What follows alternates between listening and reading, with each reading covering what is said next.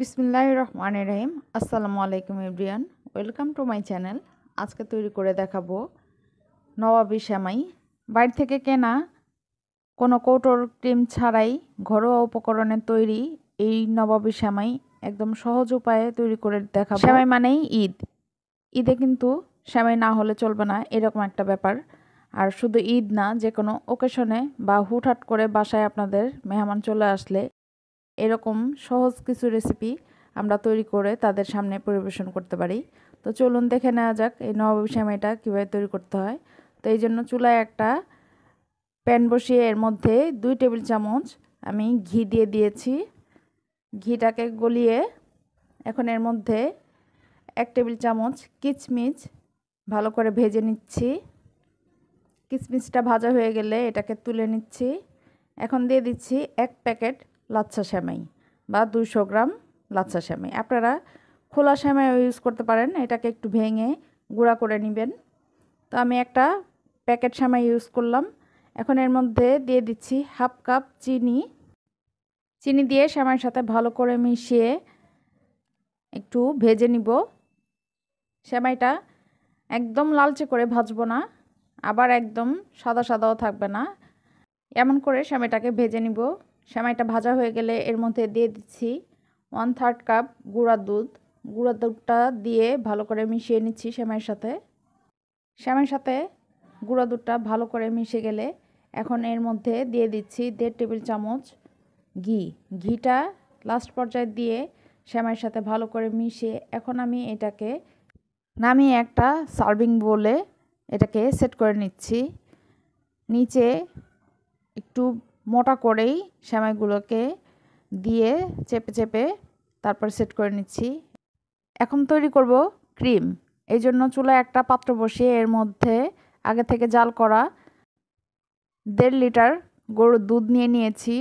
এর মধ্যে দিয়ে দিচ্ছি 1/4 কাপ কর্নফ্লাওয়ার, দিয়ে দিচ্ছি 1/4 কাপ গুঁড়া দুধ। এটাকে ভালো করে মিশিয়ে নিচ্ছি।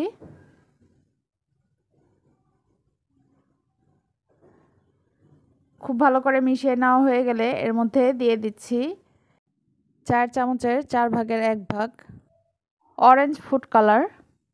এখন এটাকেও ভালো করে মিশিয়ে নিচ্ছি। এখন দিয়ে দিচ্ছি ভ্যানিলা এসেন্স 3 থেকে 4 ফোঁটা, এর থেকে বেশি না, তাহলে কিন্তু ঘ্রাণটা খুব বেশি কড়া হয়ে যাবে। আর এরপরে দিয়ে দিচ্ছি 1/3 কাপ কনডেন্স মিল্ক। আপনারা চাইলে এখানে চিনিও ইউজ করতে পারেন, আমি এখানে কনডেন্স মিল্কটাই দিলাম। এটা দিলে স্বাদটা অনেক বেশি বেড়ে যায়।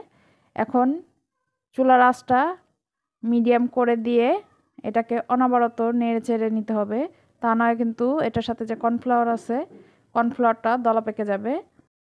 তো এটা ফুটে যাওয়ার পরে খুব বেশি সময় এটাকে জাল করার দরকার নেই, এটা একটু ঘন হয়ে গেলেই এটাকে নামিয়ে নিতে হবে।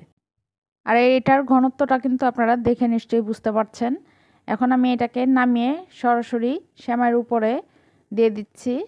এটা গরম থাকা অবস্থায় সেমাইয়ের উপরে দিয়ে তারপর সেট করে নিতে হবে। 1 লেয়ার দেওয়ার পরে এরপর আমি আবারও কিছুটা সেমাই দিয়ে দিচ্ছি।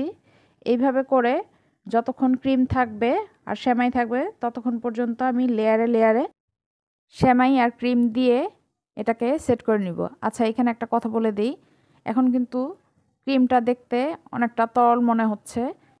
এটা যখন আমরা ফ্রিজে রাখবো ঠান্ডা হয়ে যাবে, তখন কিন্তু এটা শক্ত হয়ে যাবে। এখন শেষবারের মতো আমি এটার উপরে সেমাই দিয়ে সেট করে নিচ্ছি। পুরোটা ক্রিম আর সেমাই দেওয়া হয়ে গেলে এর মাঝে আমি একটা হার্ট শেপ তৈরি করে নিচ্ছি ক্রিম দিয়ে। এর উপর আমি কিছুটা পেস্তা বাদাম কুচি করে দিয়ে দিচ্ছি। আর সেমাইয়ের সাইডে আমি কাঠবাদাম, কিশমিশ এগুলা দিয়ে পরিবেশন করে নিচ্ছি। তাহলে কিন্তু আমাদের সেমাইটা একদম তৈরি।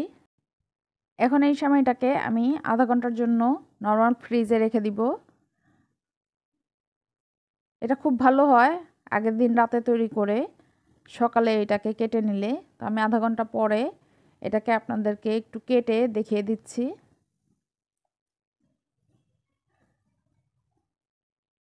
দেখতে পাচ্ছেন কতটা সুন্দর লাগছে।